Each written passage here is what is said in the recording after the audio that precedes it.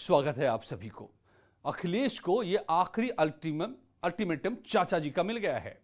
प्रगतिशील समाजवादी पार्टी लोहिया के अध्यक्ष शिवपाल सिंह यादव ने अखिलेश यादव को अल्टीमेटम दे दिया है कि उन्होंने अपनी तरफ से गठबंधन के सारे प्रयास कर लिए। अब इंतजार समाजवादी पार्टी के मुखिया अखिलेश यादव के जवाब का है। शिवपाल ने कहा कि समाजवादी पार्टी से गठबंधन के लिए उनकी पार्टी इंतजार कर रही है। अगर सपा की ओर से कोई जवाब नहीं मिला तो हमारी पार्टी उत्तर प्रदेश की 403 विधानसभा से चुनाव लड़ेगी। इसके लिए 11 अक्टूबर तक प्रमुख अखिलेश यादव के जवाब का इंतजार रहेगा। उन्होंने यह भी कहा कि 12 अक्टूबर से वृंदावन मथुरा से पीएसपी की सामाजिक परिवर्तन रथ यात्रा शुरू होगी और इसका कार्यक्रम शुरू तय हो चुका है। सवाल है कि क्या 2022 में मुलायम परिवार में एक साथ चुनाव लड़ेगा।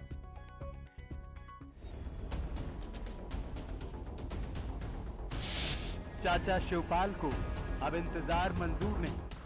हमने तो पूरा प्रयास कर लिया है। अब सपा के मुखिया जाने, अब उनकी ओर से अगर वो कर लेते हैं तो बहुत अच्छी बात है। मेरा तो प्रयास चल रहा था बहुत दिनों से, और नहीं करते हैं। अगर नहीं कहीं उनकी तरफ से आता है तो मैंने कहा कि अगर हम मिलकर के जो भी सेकुलर पार्टियां हैं उनसे मिलकर के फिर हमें 400 सीटों पर लड़ाना पड़ेगा। 2022 में साथ आएगा परिवार। क्या ओवैसी से हाथ मिलाएंगे शिवपाल? अखिलेश के मन में क्या चल रहा है? जिनसे वह उम्मीद कर रहे हैं कि वो आवे और भाजपा को भस्मीभूत किया जाए, वो लोग अभी कोई निर्णय नहीं ले पा रहे हैं। कहीं ऐसा न हो कि दीर्घ सूत्री विनश्यति का जो चाणक्य का सूत्र हो वो मूर्त रूप ले ले। आज की तारीख में जितनी जल्दी हो सके शिवपाल जी के आह्वान पर समाजवादी पार्टी और अन्य समाजवादी धारा के लोग मंच पर आ जाएं। अखिलेश को आखिरी अल्टीमेटम। अब देखिए, हमने तो पूरा प्रयास कर लिया है। अब सपा के मुखिया जाने, अब उनकी ओर से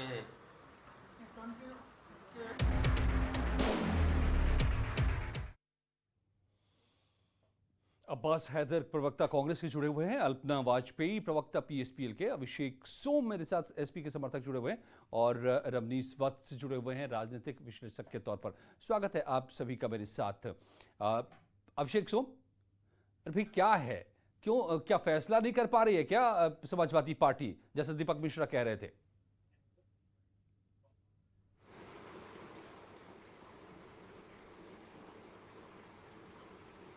अभिषेक जी नहीं जुड़े हुए क्या आप मेरे साथ? ओके, देखिए अजय जी, वास्तविकता ये है कि ऐसा ये बहुत राष्ट्रीय नेतृत्व का मामला है और पार्टी की एक विचारधारा है। सभी लोग संयुक्त रूप से विचार करके नहीं तो खटास गई नहीं अभी भी क्या, क्यों कुछ आखिरी तौर पर नहीं तय हो पा रहा है, क्यों सामने नहीं आ पा रहा है? देखिए अजय जी, ऐसा कोई विवाद नहीं है और सभी समाजवादी लोग, जो समाजवादी विचारधारा को मानने वाले लोग हैं, जो सेक्युलर लोग हैं, जो ऐसे लोगों को सभी को एक मंच पे लाने का प्रयास है। हम छोटे छोटे दलों से गठबंधन कर रहे हैं और माननीय राष्ट्रीय अध्यक्ष जी ने पहले ही कह चुके हैं कि शिवपाल जी के सम्मान में हम उनके लिए सीट छोड़ने के लिए तैयार हैं और उनके सामने हम प्रत्याशी भी नहीं खड़ा करेंगे। उन्होंने पहले सफाई में ये ऐलान कर चुके हैं। तो ये यही आखिरी लाइन है समाजवादी पार्टी का। ओके, समाजवादी पार्टी की यही आखिरी लाइन है क्या इस मामले में? अल्पना वाजपेयी जी पीएसपी के प्रवक्ता भी हैं, उनसे जरा पूछ लो। अल्पना जी, तो हाल में भी अखिलेश जी ने साफ साफ कह दिया था कि एक सीट छोड़ी थी, छोड़ देंगे फिर से। मंजूर है एक सीट पर समझौता या 403 सीट पर लड़ाई? ऐसा लगता है कि माननीय शिवपाल जी, देखिए हमारे राष्ट्रीय अध्यक्ष जी का पूरी तैयारी है चुनाव की और वो सभी सीटों पर चुनाव लड़ेंगे। हमारी पार्टी नहीं चाहती है कि आने वाले समय में लोग ये कहें कि सेकुलर पार्टियां जो हैं वो हावी होने की कोशिश करें। इसलिए हमारे राष्ट्रीय अध्यक्ष महोदय जी बराबर प्रयास कर रहे हैं कि सभी पार्टियां एक मंच पर आए और भाजपा को हराने का काम करें। और लेकिन इसमें अल्पना जी, आपको वो लगता चाहते नहीं हैं कि है समाजवादी पार्टी बढ़ चढ़ कर हिस्सा ले, लेकिन ये अखिलेश जी के दिमाग में क्या चल रहा है ये तो वही जानते हैं। लेकिन तो दिमाग में तो साफ चल रहा है, वो आपकी पार्टी की हैसियत को एक सीट की मान रहे हैं, साफ कर दिया उन्होंने। नहीं तो ये वक्त बता देगा कि किसकी हैसियत एक पार्टी एक सीट की है और किसकी पार्टी अखिलेश जी ने अभी हाल ही में ये बात कही थी और उसी को अभिषेक सोम ने भी दोहरा दिया कि एक सीट छोड़ी थी, छोड़ देंगे। तो अभी तक वो कुछ कर भी तो नहीं पा रहे हैं। वो सब मेरा ख्याल है घमंड का सिर हमेशा नीचा होता है, और अगर आदरणीय अखिलेश जी का ये मानना है तो निश्चित तौर पे आने वाले समय में अगर वो आदरणीय राष्ट्रीय अध्यक्ष शिवपाल सिंह यादव जी से समझौता नहीं करते हैं तो शायद ये शब्द उनके ऊपर फिट बैठ जाए, वो खुद एक सीट वाली पार्टी बनकर रह जाए और पूरा प्रदेश फिर उन्हें माफ नहीं करेगा कि जब जरूरत पड़ी थी तो वो अपने राष्ट्रीय अध्यक्ष जी के साथ नहीं खड़े थे। मतलब देखिए अजय जी, ये तो समय बताएगा, 2022 में विधानसभा चुनाव के निर्णय बता पाएगा।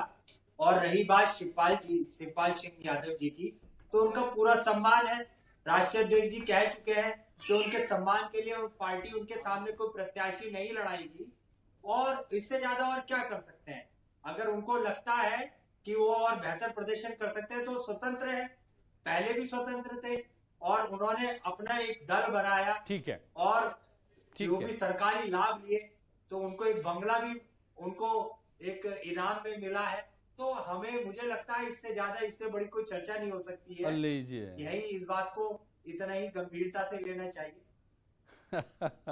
ओके, तो आप उनको बीजेपी का एजेंट बताने की कोशिश कर रहे हैं। अब्बास हैदर को मैं लाता हूं और मेरे साथ राजनीतिक विशेषज्ञ भी है, लेकिन अब्बास हैदर, तो आपको मजा आ रहा है?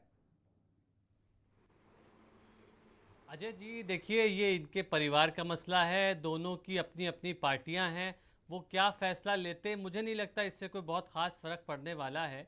जहां तक कांग्रेस पार्टी का सवाल है तो कांग्रेस पार्टी का गठबंधन उत्तर प्रदेश की जनता से हो चुका है, और जो पिछली सरकारों की 32 सालों की विफलताएं हैं, इस मौजूदा भारतीय जनता पार्टी की जो विफलताएं हैं उनको लेकर के हम जनता के बीच में जा रहे हैं, और जनता बड़े उत्साह के साथ हमारी तरफ देख रही है, क्योंकि कांग्रेस पार्टी ने डिलीवर किया है। कांग्रेस पार्टी ने जो वादे किए थे जनता से 89 से पहले, उनको पूरा करके दिखाया है। चाहे वो कल कारखाने उत्तर प्रदेश में, चाहे उत्तर प्रदेश में एक शहर नोएडा के रूप में बना हो, वो काम हमने किया है। तो हम विकास की बात करेंगे, जनता से जुड़े हुए मूलभूत मुद्दों की बात करके जनता के बीच।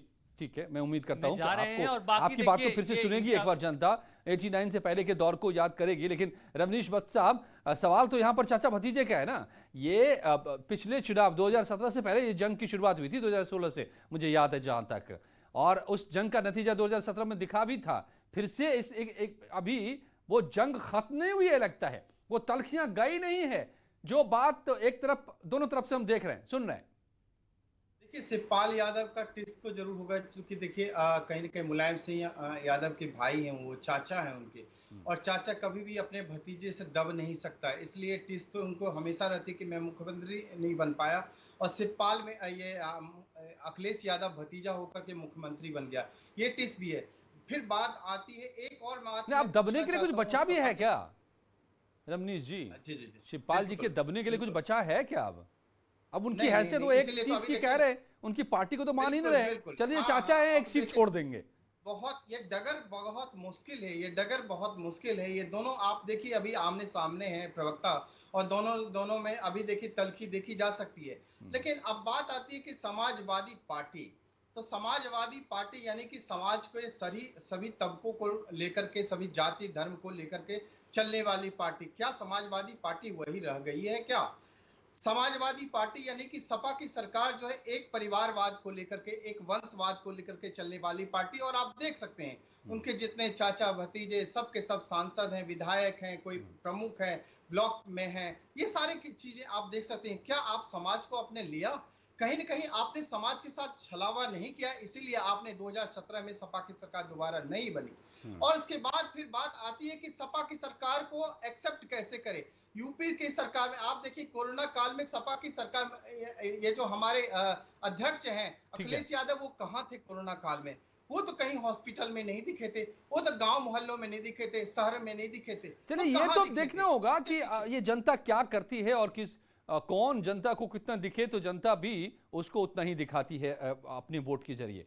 लेकिन इस वक्त हम ये समझना चाह रहे हैं ना, क्या चाचा भतीजे अभिषेक जी कहीं ये तो नहीं सोच रहे हैं आप लोग कि भाई 2017 में 2 लड़के भी साथ आ लिए, कुछ नहीं हुआ, 2019 में बुआ जी के साथ चले गए फिर भी कुछ नहीं हुआ, तो अब फिर से चाचा जी के साथ चले ही जाएंगे तो क्या हो जाएगा?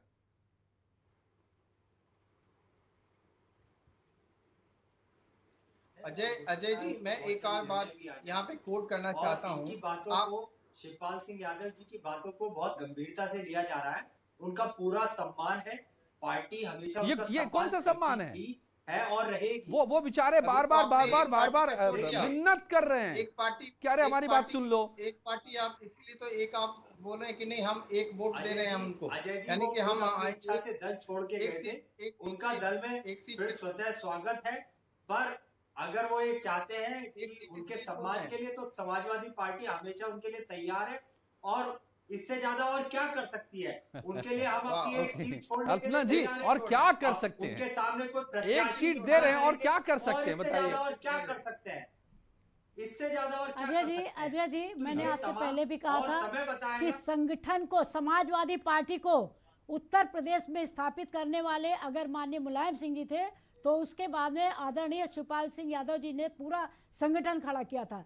सरकार को बनाने में, सरकार तक पहुंचाने में सबसे बड़ा रोल अगर किसी का था तो आदरणीय शिवपाल सिंह जी का था, तो इसीलिए तो उनको एक सीट दे रहे हैं। उसके बावजूद भी वो प्रदेश के लिए, प्रदेश की जनता के लिए चाहते हैं कि सेकुलर पार्टियां एक हो, और बेहतर है कि हम दूसरे के लोगों के गले में हाथ डालें। अच्छा है कि हम तो आपको तो अभिषेक जी कह रहे हैं कि आपको बीजेपी की सरकार ने बंगला दिया है शिवपाल जी को, आप सेकुलर की बात कर रही हैं। अभिषेक जी का क्या कहना है ये हमने, देखिए अभिषेक जी जो कह रहे हैं उनकी अपनी सोच है, वो उनका अपना कहना है। ये पूरा उत्तर प्रदेश जानता है, बल्कि पूरा देश जानता है कि संगठनात्मक क्षमता किसमें है। आदरणीय मुलायम सिंह जी के बाद समाजवादी पार्टी को खड़ा करने वाला कौन है, समाजवादी पार्टी को सरकार में स्थापित करने वाला कौन है। और अगर ऐसे हमारे राष्ट्रीय अध्यक्ष जी का अपमान किया जाएगा तो निश्चित तौर पर ये जनता का अपमान होगा, प्रदेश के उन लोगों का अपमान होगा जिन्होंने मुलायम सिंह पर भरोसा किया था, जिन्होंने समाजवाद पर भरोसा कर रही है समाजवादी पार्टी। तो अभी भी वक्त है, अभी भी वक्त है कि आदरणीय राष्ट्रीय अध्यक्ष अखिलेश यादव जी करते हैं। समाजवादी पार्टी पूरी पार्टी शिवपाल सिंह यादव जी का। ओके रमेश जी आपको इस झगड़े का अंत क्या नजर आ रहा है? समाज पूरा प्रदेश कहता है, क्योंकि संगठन को चलाने की क्षमता। रमेश जी आप बोल लीजिए, समय खत्म हो जाएगा, और सम्मानित किया कुछ ही सेकंड बचे हैं, जिससे वो खुश हो जाए।